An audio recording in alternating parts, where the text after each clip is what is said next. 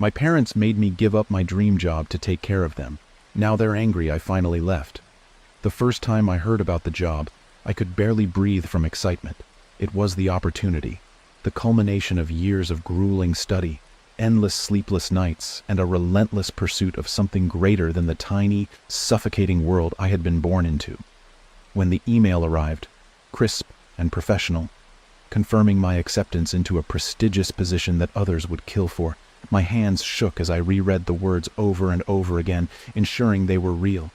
The future stretched before me, vast and shimmering with possibility, and then, just as quickly, it was stolen.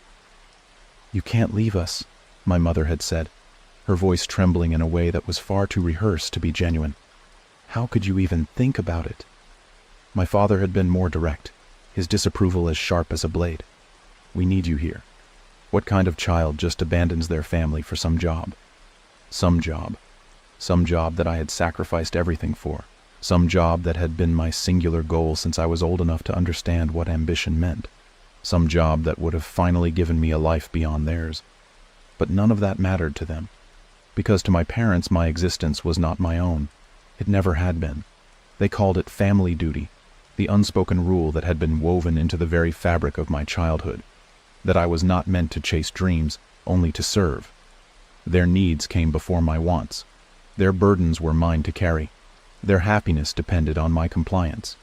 And I had complied.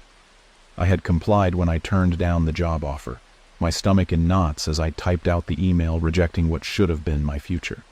I had complied when I gave up my apartment, my independence, and moved back into the same house I had spent my entire life trying to escape.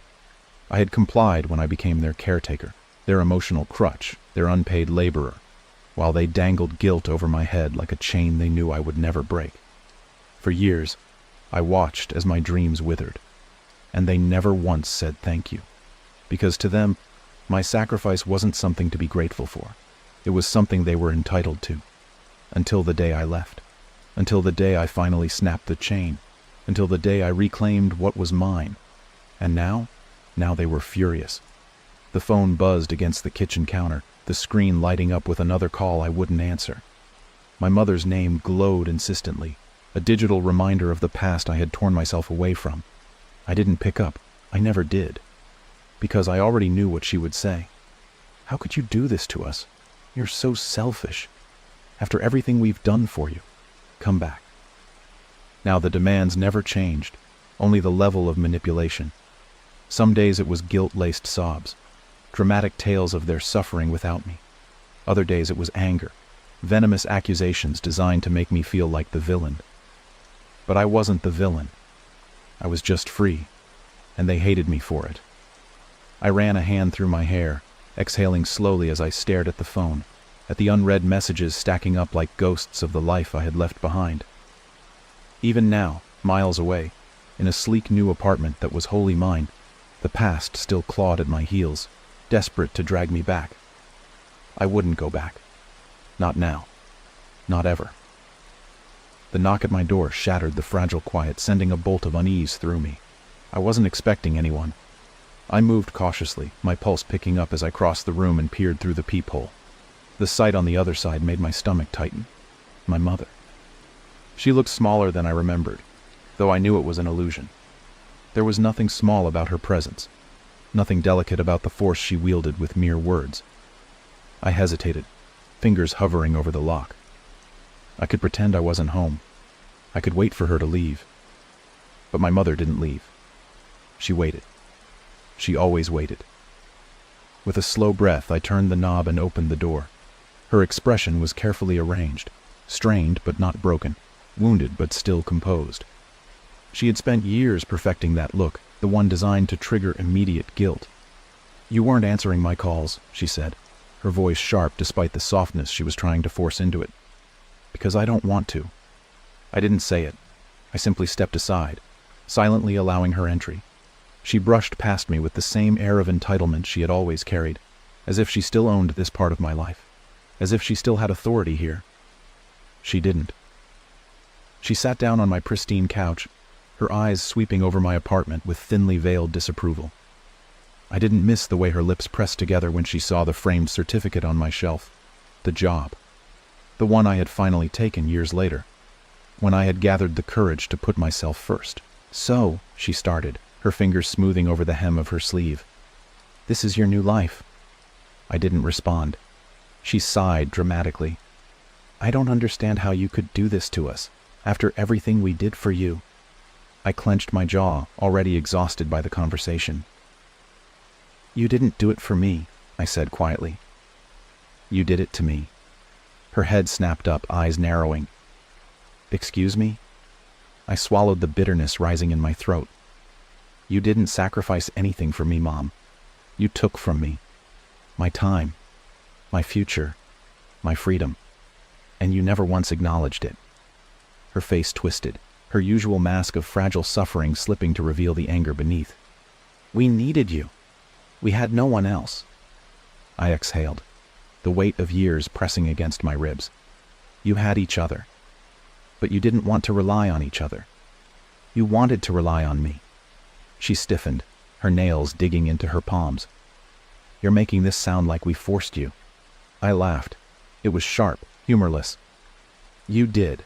Every single time you guilt-tripped me, every time you told me that I would regret leaving, every time you acted like I was the worst person in the world for wanting something more than being your personal servant." She inhaled sharply, ready to argue, ready to unleash another barrage of manipulation. But I wasn't that person anymore. I wasn't someone she could control. I took a step forward, my voice steady. "I'm not coming back, Mom. Ever." She stared at me, disbelief flickering across her face, as if she still couldn't comprehend that I had truly escaped, that the shackles she had placed on me had been shattered beyond repair.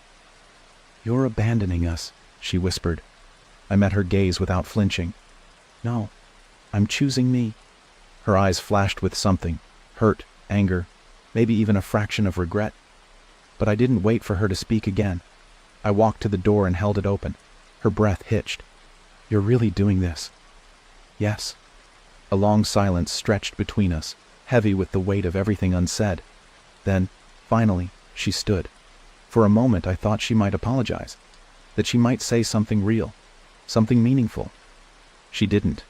She simply lifted her chin, the sharp edge of her pride refusing to bend, and walked out.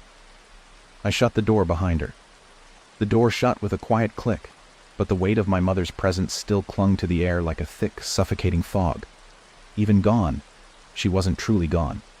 She had left behind an invisible residue, an echo of expectation, a lingering thread of manipulation designed to pull me back. I exhaled slowly, pressing my forehead against the cool wood of the door. My hands trembled, not with fear, but with something dangerously close to rage. How dare she come here, stepping into my new world with the same entitled arrogance, the same infuriating belief that my life was still hers to dictate. As if the years she had stolen from me had never happened. As if the sacrifices she had demanded were nothing more than a minor inconvenience, easily brushed aside the moment she wanted something from me again. I had known she wouldn't take my refusal well. But to see it, to feel it, was something else entirely. The past had a way of clawing back into the present, and my mother? She was the embodiment of that past, refusing to be buried, refusing to let go. And neither, it seemed, was my father. My phone vibrated again, this time with a message from him. "Dad, we need to talk. Call me." The command in his words was unmistakable. He hadn't asked, he had demanded, just as he always had. The tone, the unspoken "you owe us," the expectation that I would fall in line, nothing had changed, except me. I let the phone drop onto the counter without responding, dragging a hand over my face. How many years had I lived like this, a prisoner to their needs, their whims, their endless, bottomless expectations? How many times had I set aside my own pain to make their lives easier? How many dreams had I crushed with my own hands, believing that their happiness mattered more than my own? Too many. Too damn many. And I would never do it again. The next morning, I awoke to a storm. Not the kind that rattled windows or poured rain onto city streets, but the kind that arrived through texts, emails, and voicemails, each one more insistent than the last. They were furious now. My mother must have gone straight home and unleashed her version of events, twisting reality into something that made me the villain, me the heartless child who had turned their back on the people who had done everything for them. I scrolled through the messages, jaw tightening. Aunt Linda, your mother is devastated. How could you be so cruel? Uncle Paul, you need to come home. Family comes first. Cousin Ava, wow, so you just abandoned them after everything? And on it went. Each message more ridiculous, each one reinforcing the same toxic mantra that had been drilled into me my entire life. You exist for them. Not once did anyone ask about me. Not once did anyone say, we're proud of you. Not once did anyone acknowledge the years I had given up, the sacrifices I had made, the way I had wasted the prime of my life being their unpaid caregiver, emotional support, and personal servant. No, because to them, none of that had ever been a sacrifice. It had simply been my duty. I threw the phone onto the couch, staring up at the ceiling as frustration churned in my chest like a storm waiting to break. I had seen this before. This was their pattern. The guilt, the shaming, the demands. They weren't asking me to come back out of love. They weren't hurt because they missed me. They were angry because they had lost control. That was the truth of it, and I wasn't stupid enough to fall for it again. The knock at my door was loud this time, impatient. A sinking feeling settled in my stomach. They wouldn't. They wouldn't. I stood frozen for a moment, then forced my feet to move, dread curling around my ribs like a vice as I reached the peephole. My father, of course. He stood there like a living statue, rigid and imposing, his face set in the same permanent scowl I had known my entire life. A man who had never softened, never relented, never once admitted he was wrong. I knew if I didn't open the door, he wouldn't leave. He would wait. He would make a scene. He would ensure the entire damn building knew that his child was disrespecting him. I had seen this play out too many times before. I cracked the door open, my expression neutral. What do you want? He pushed the door open fully, stepping inside as if I had no say in the matter. And just like that, I was 10 years old again. 10 years old and being told to shut up, to listen, to do what I was told. No, I wasn't that child anymore. I shut the door behind him, but didn't offer a seat. Didn't offer anything. He would get nothing from me that I wasn't willing to give. His eyes swept the apartment, lingering on the expensive furniture, the view of the city skyline, the framed diploma on the wall, the life I had built for myself. Something in his jaw tightened. You're really going through with this, he said. I crossed my arms, forcing my voice to stay even. I already did. He exhaled through his nose, shaking his head like I was some kind of disappointment, like I had failed him. I don't understand you. His voice was heavy, laced with that familiar undercurrent of control. We raised you better than this. I let out a short, humorless laugh. Better than what? Choosing my own life? His expression darkened. Better than abandoning your family. There it was. The accusation. The crime I had supposedly committed. I felt the rage rise again, hot and unrelenting. You mean the family that used me? The family that took everything I had to give and never gave a damn about what it cost me? His gaze sharpened. That's not fair. We needed you. No. I took a step forward, letting my voice drop into something cold, something unshakable. You wanted me. You wanted someone to carry your burdens, to take on your responsibilities so you didn't have to. And you knew I would, because you trained me to. You guilted me into thinking that wanting my own life was selfish, that saying no made me a bad person. But you know what? I took another step. My heart beat steady. I'm done playing that role. His fists clenched, his shoulders going rigid. Family. Family isn't slavery. I cut him off, voice like steel. Family isn't using someone until they have nothing left. You chose to make me your caretaker. I never had a choice. Until now. The silence was suffocating. He had never been good at losing control of a conversation. He had always been the one with the last word, the one whose voice drowned out all others. But not this time, not anymore. His nostrils flared, and for a split second I thought he might actually apologize. But instead, he simply exhaled sharply, shaking his head in disappointment. You'll regret this. I smiled, slow and deliberate. No, I said. I won't. I walked to the door and opened it. He hesitated. A flicker of something unreadable crossed his face. Anger, regret, disbelief. But then he stepped past me, his presence finally retreating. And when the door shut behind him, The silence after my father left wasn't the absence of sound. It was the absence of weight. For years I had carried the invisible chains of obligation, guilt, and fear, their weight pressing down on me until I could barely breathe. And now they were gone. I stood by the door for a long moment, my heart steady, my breathing slow.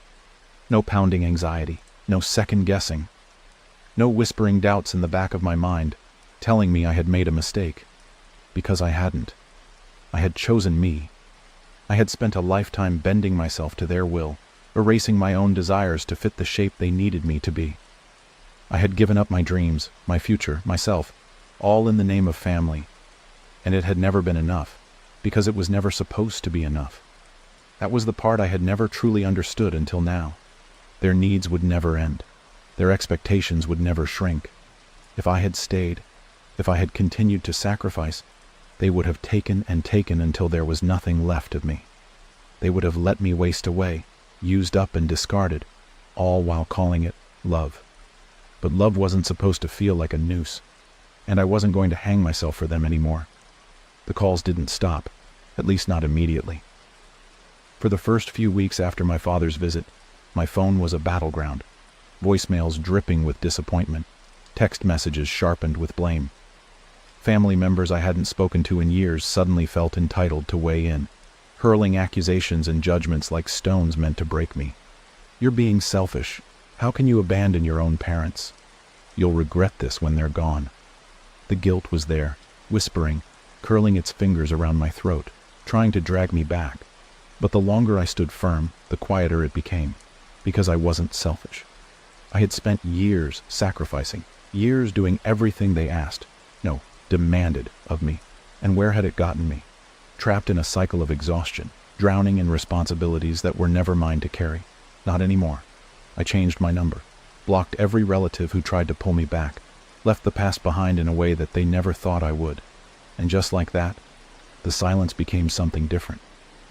It became peace. Months passed, then a year. In that time, I rebuilt my life. I threw myself into my dream job, working harder than ever, not out of desperation, but because I loved it. Because every second spent in that office, every project completed, every goal achieved, was proof that I had made the right choice. I found friends who didn't see me as an obligation, but as someone worth knowing. I built relationships based on mutual respect, not guilt-laced expectations, and I felt truly alive. Then one day, a message arrived. It wasn't from my parents. It was from my mother's sister, Aunt Lillian, one of the few family members who had always remained distant from the chaos, who had never been part of the manipulative chorus that demanded my submission. Her message was simple. "You should know the truth." I hesitated before responding. "What truth?" Her reply came minutes later. "They never needed you." My breath caught. My fingers froze over the screen. I read the words again, my mind struggling to process them. "They never needed you." My pulse pounded as I typed back. "What do you mean?" This time, her answer was longer. "They had money. They had resources. They had options. They could have hired help, but they didn't want to.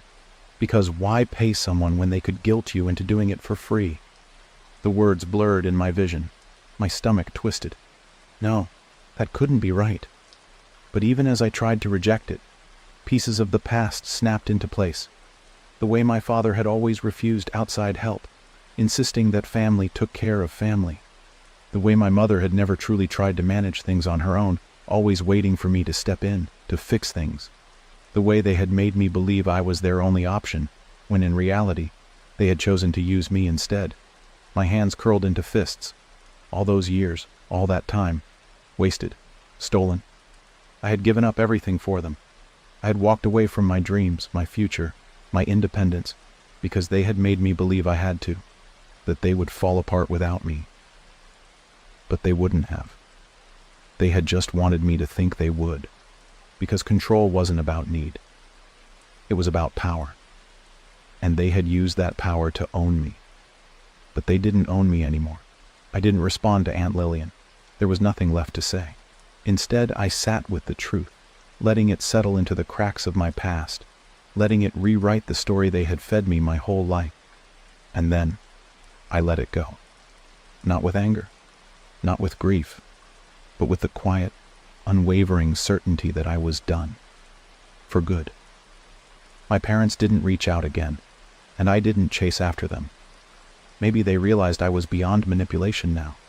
Maybe they simply moved on to another target, another person willing to sacrifice themselves for their comfort. Either way, I didn't care. My parents made me babysit. My siblings for free. Now they're shocked. I want nothing to do with them. There's a certain kind of exhaustion that sinks into your bones when you spend your entire childhood raising children that aren't yours. It's not just physical, though I remember the aching fatigue of late nights spent rocking a screaming baby to sleep while my mother laughed with her friends in the next room.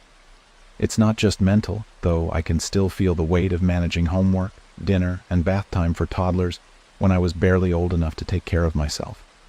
No, it's something deeper. An exhaustion that coils around your spirit, hollowing you out, draining you of everything that should have belonged to you but was instead stolen by people who called it family. I was never a child. Not really.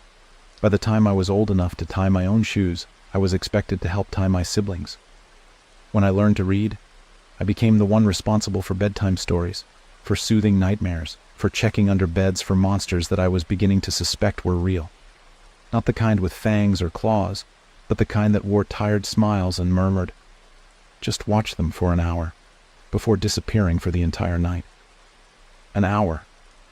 That was the lie my mother told when she handed me my baby brother at 9 years old. "Just an hour," she had said, ruffling my hair as if that made it better. "You're such a big helper."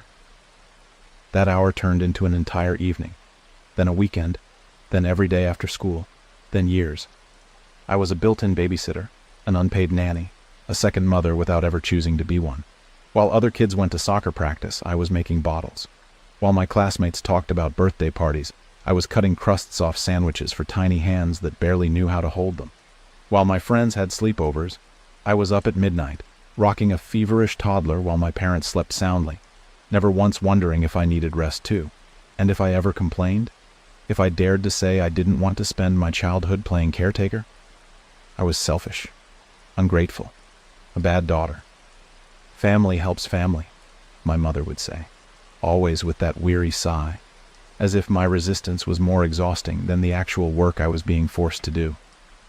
"You should be grateful you have siblings," my father would mutter, as if I had asked for them, as if I had somehow chosen to be born into this unending cycle of obligation. It's just what older siblings do, as if love was supposed to mean servitude, as if my existence was only valuable in how useful I was to them. The day I turned 18, I left, not dramatically, not with screaming or slammed doors. I simply walked out. I packed a bag, took the little money I had saved from the rare part-time job they had allowed me to have, and disappeared into a world that felt like it belonged to me. My mother cried. My father called me ungrateful. My siblings, too young to understand the years of stolen childhood that had led to this, begged me to stay. But I was done. No more missed opportunities. No more being the free, on-call caregiver. No more sacrificing my own future to hold up a family that had only ever seen me as a tool. At first, the silence was beautiful. No screaming babies. No hurried footsteps rushing to meet someone else's needs. No panicked moments of wondering if I had forgotten to pack a lunch, if I had locked the door, if I had left the stove on while trying to juggle a million responsibilities that were never mine to carry in the first place. Just quiet. And then, the phone calls started. My mother's voice, tight with barely concealed anger. "You need to come home. The kids miss you." My father, colder, more direct. "Your mother is struggling. You should be here." And when guilt didn't work, the demands turned into accusations. "After everything we did for you, this is how you repay us? We raised you, and now you just abandon your family?" They spoke of raising me as if they had done anything beyond providing food and shelter, as if those basic necessities had somehow justified using me as an unpaid servant for over a decade. I ignored the messages. I blocked the calls. I built a life without them. Years passed. And then, one day, I got a message from an unknown number. "Mom, please come to dinner. Just once. We just want to see you." I stared at the message for a long time. It had been years since I last saw them. Years of therapy, of untangling the knots they had tied inside me, of learning that love should never come at the cost of your own well-being. I had made a home of my own, a life of my own, and they had not been a part of it. But something inside me, some final lingering thread of obligation, or maybe just the desire to see, made me type a single word in response. Me. Fine. The house was exactly the same. Same chipped paint, same cluttered entryway, same smell of home-cooked meals that had once been a comfort, but now felt like a trap. The moment I stepped inside, I knew. This wasn't an apology. This wasn't about love. This was a setup. Dinner was stiff. My parents acted like no time had passed, as if I had simply gone off to college and now returned like a dutiful child. My siblings were older now, some in high school, some barely out of middle school, but the weight in their eyes told me that my absence hadn't meant less work for them. It had just meant someone else had been forced to pick up the slack. And then, just as plates were being cleared, my mother turned to me, her voice oh so sweet. "It's been so hard without you." I said nothing. You know, the kids could really use their big sister again. I placed my fork down. Maybe just on weekends? Just a little help? Family takes care of each other after all. And there it was. The real reason I had been invited. Not love, not reconciliation. They didn't miss me. They missed what I did for them. They expected me to pick up where I had left off, to slide seamlessly back into the role of caretaker, to erase the years of distance and independence as if they had never happened. I looked at my mother, at my father, at the siblings who still bore the weight I had once carried. And I stood up. No. The room fell silent. My mother's face twisted. "What do you mean, no?" "I mean, I'm done," I said, my voice steady. "I did my time. I raised your kids. I missed my childhood, my teenage years, my entire sense of self because of you. And I'm not doing it again." "But we're family," I laughed, actually laughed. Funny how family only matters when you need something. My father's face darkened. "Don't disrespect your mother." I turned to him, my voice cold. "And what about my respect? What about everything you took from me?" Silence. They had no answer, because they didn't have one. I picked up my bag, walked to the door, and paused just long enough to deliver the final blow. "Raise your own damn kids." And then I left. For good. Silence followed me as I stepped out of that house, the weight of my words still hanging in the air behind me. The door shut with a finality that should have felt satisfying, should have wrapped around me like armor, but even as I walked toward my car I could feel the lingering pull of everything I had left behind. Not because I regretted it. Oh no, I didn't regret a single damn thing, but because I knew that wasn't the end of it. My parents weren't the kind of people who accepted rejection. They weren't the type to reflect, to acknowledge fault, to apologize. No, they were the kind who demanded, who expected, who took. And when they didn't get what they wanted, they found new ways to try. I had barely made it halfway down the driveway when my phone buzzed in my pocket. I didn't even need to look at the screen to know who it was. "Mom, we need to talk. Come back inside." I let out a slow breath, staring down at the message, fingers hovering over the screen before locking my phone without replying. No, I had said what I needed to say. And yet, as I climbed into my car, gripping the steering wheel tighter than necessary, I knew this wasn't over. Not by a long shot. The next few days were a storm. The calls came first, starting as polite requests. My mother's voice, softer now, trying a different tactic. "Sweetheart, I don't understand why you're acting like this. We just want to talk." When I ignored those, the guilt trips began. After everything we've done for you, how can you just abandon your family? And when those didn't work? The anger. "You're selfish. You're cruel. You're acting like a stranger. You think you're better than us just because you left?" Each voicemail, each unread message, was proof of the same thing. They did not understand. They couldn't comprehend that I wasn't playing a game, that this wasn't some childish tantrum.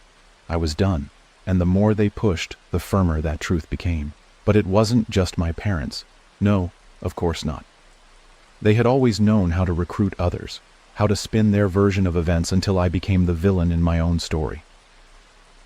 The first call from an unknown number came late one evening, and when I answered, a familiar voice filled the line. "Hey, it's me." I hesitated. "Michael?" My younger brother's voice was deeper now, years having shaped him into someone I barely recognized. But beneath it was something familiar, something hesitant. "Mom said you won't talk to them," he continued. "She said you walked out, that you don't care about us anymore." My chest tightened. That wasn't true. That was never true. But that was the version of the story my parents had told. "She said you think you're too good for us now," Michael added, voice quieter. "Is that true?" I let out a slow breath, gripping the phone tighter, trying to steady my voice. "Michael, has Mom ever told you what my childhood was like?" A pause. "I mean, I remember you being around a lot," he admitted. "You were always taking care of us." "Yeah," I said, my throat tightening. "Because I had to. Because she made me." Silence. I swallowed hard. "Did she ever tell you I missed my first school dance because she needed me to watch you guys? That I had to quit every after-school activity I ever tried because there was too much work at home? That I barely had friends because I was too busy being a second parent?" Another pause, longer this time. He trailed off, and when he spoke again, his voice was smaller. "I didn't know that." "Of course you didn't," I said softly. "Because they didn't want you to. Because if my siblings knew, if they understood how much had been stolen from me, they might start asking questions. They might start wondering what else our parents had lied about." Michael exhaled shakily. "So, you're not coming back?" "No," I said firmly. "I'm not." A beat of silence passed, and when he spoke again, it was barely a whisper. "I don't blame you." I blinked, my grip loosening on the phone. "What?" "I mean, it sucks," he admitted. "It sucks that you're gone. But if everything you said is true, then I get it. I wouldn't want to stay either." Something in my chest cracked open. I had expected anger, bitterness, even hatred, but not understanding. Not this. Michael sighed. "I should go. Mom would freak if she knew I called." "Michael," I said quickly, before he could hang up. "If you ever need anything, anything at all, call me." A pause. "Okay." And then the line went dead. I sat there for a long time, phone still pressed to my ear long after the call had ended. For so long, I had believed my siblings would hate me for leaving, that they would see me the way my parents did, selfish, cruel, abandoning them out of spite. But Michael's voice lingered in my mind, the quiet understanding in his words settling into my bones. I had left, but maybe, just maybe, I wasn't the only one who wanted to. The next escalation came a week later. It started small, passive-aggressive messages from extended family, distant relatives who had never cared about me until my parents had spun their sob story about the ungrateful daughter who walked away. "How could you do this to your mother? Family is forever. You can't just cut people off. You're being dramatic. All parents expect their kids to help out." I ignored them all. But then came the real threat. I was halfway through my workday when an email popped up in my inbox, the subject line making my stomach lurch. "Urgent. Family issue." I hesitated before clicking it. The email was from my father. Short, blunt, cold. "You think you can just walk away? Fine. But don't expect to be in the will. Don't expect anything from this family when we're gone." I stared at the screen. Then I laughed. A bitter, humorless sound. They really thought I cared. They thought this was about money. After everything, after all the years of labor, of missed opportunities, of stolen childhood and endless sacrifice, they actually believed the threat of being cut off financially would make me come crawling back. How little they knew me. I closed the email without replying. 2 nights later, another call. This time I didn't recognize the number, but something in me said to answer. The moment I did, a voice I hadn't heard in years filled my ears. "I heard you finally snapped," said my older cousin Alex, amusement lacing his tone. I blinked. "Alex? I gotta say," he continued, "I didn't think you'd do it. You really walked out, huh?" A pause. Then, cautiously, I said, "You sound like you approve." A low chuckle. "Because I do. And trust me, You're not the first one who wanted to. Something in my stomach twisted. What do you mean? A sigh. Let's just say, you're not the only one who was treated like free labor. I gripped the phone tighter. Alex's words echoed in my mind long after the call ended. You're not the only one who was treated like free labor. It shouldn't have shocked me. I had spent years drowning under the weight of responsibilities that were never mine. Yet somehow, I had convinced myself that I had been special. The unlucky one, the only one forced into a role I never wanted. But now the realization was sinking in. I wasn't alone. This wasn't just about me. This was a pattern, and patterns don't break unless someone shatters them completely. The next morning, I met Alex for coffee. He looked the same, older, sharper, a few lines around his eyes that hadn't been there when we were kids. But beneath it, I could see something else. Exhaustion. Not the kind that sleep could fix, but the kind that settled deep, the kind you carried for years. So, he said, leaning back in his chair, stirring his coffee lazily. Tell me, when did you finally snap? I let out a humorless laugh. When they tried to pull me back in? His lips quirked. Classic. I took a slow breath, my fingers tightening around my cup. What about you? You said I wasn't the first one who wanted to leave. What happened? Alex exhaled, rubbing a hand over his jaw. I was you before you were you. You think your mom was bad? Try dealing with my dad. I was the responsible one, the built-in babysitter, the perfect older son. Until I wasn't. I frowned. What changed? He snorted. I got smart. I got the hell out. He leaned forward, his expression serious now. But guess what? The second I left, they did the same thing to my younger brother. And when he left, they moved on to the next one. The cycle doesn't stop, not unless someone forces it to. Something cold twisted in my gut. Michael, my siblings. Had I really escaped if they were still trapped? Alex seemed to read my mind. Listen, he said, voice low, I get it. You walked away to save yourself, and I don't blame you for that.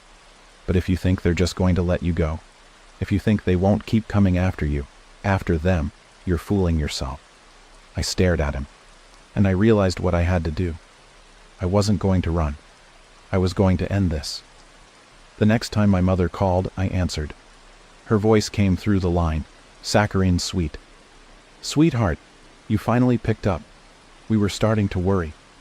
I almost laughed at the we, as if my father had ever worried about anything other than himself. I didn't bother with pleasantries. We need to talk. A pause. Then, cautiously. Of course, dear. Why don't you come over for dinner? We can... No, I cut her off. Not at your house. Neutral ground, a coffee shop, tomorrow at noon. Silence. Then, a little too quickly, all right, that sounds lovely. I hung up before she could say anything else. This was it, the final conversation. And when it was over, there would be no coming back. The next day, I arrived early. I chose a small, quiet cafe.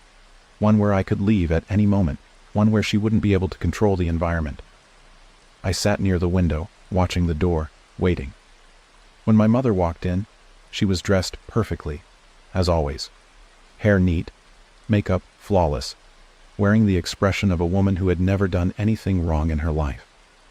She spotted me immediately, her smile widening, and for a moment I saw it, that flicker of relief, of certainty. She still thought she could win me back. She thought I was here to apologize. She sat down across from me, smoothing her hands over the table. It's so good to see you, she said, as if we were just two people catching up after a long absence, as if she hadn't spent the last few months alternating between manipulation and outright threats. I folded my arms. Cut the act. Her smile faltered. Excuse me? You didn't ask me here to see me, I said coldly. You want me back. You want me watching the kids again. You want me to pretend like nothing ever happened. I leaned forward, my voice steady. That's never going to happen. Something flickered across her face, shock, then irritation, then something uglier. I don't understand, she said, the warmth in her voice gone now, replaced with something brittle. We're family. I let out a breath. You keep saying that. But family isn't supposed to be obligation. It isn't supposed to be endless sacrifice with nothing in return. It's not supposed to be me raising your kids while you live your life like they aren't yours. Her lips thinned. That's not fair. Not fair? I let out a short, bitter laugh. Fair would have been you being a mother, you raising them, you letting me have a childhood instead of making me your free nanny. Her jaw tightened. We did the best we could. You act like we were monsters. You were, I said, my voice sharp. You stole everything from me. And now, you're trying to steal even more. She inhaled sharply, her hands curling into fists. So that's it? You just want to punish us? Hold a grudge forever? No, I said, standing up. I want freedom. She looked up at me, her face carefully controlled, but I saw it now. The panic, the dawning realization that this was real. I wasn't coming back. I wasn't playing their game, and I was about to deliver the final blow. You made your choices, I said quietly. Now you get to live with them. Raise your own damn kids. Figure it out, like you always told me to. But from now on, I exhaled, feeling something light settle in my chest, something that had never been there before. I'm done. Don't call, don't text, don't send the family after me. I'm done. Her breath hitched. But we're family. I turned to leave, and then I said the words that sealed everything. Not anymore. I walked out of that cafe without looking back. There was no dramatic chase, no last-minute apology, no tearful reconciliation, because that's not how this kind of story ends. It ends with me, stepping into a life that finally belonged to me. And them? They would finally have to live with the consequences of raising a child to be nothing more than a caretaker, only to realize too late that the caretaker could walk away, that I did walk away, and I wasn't ever coming back.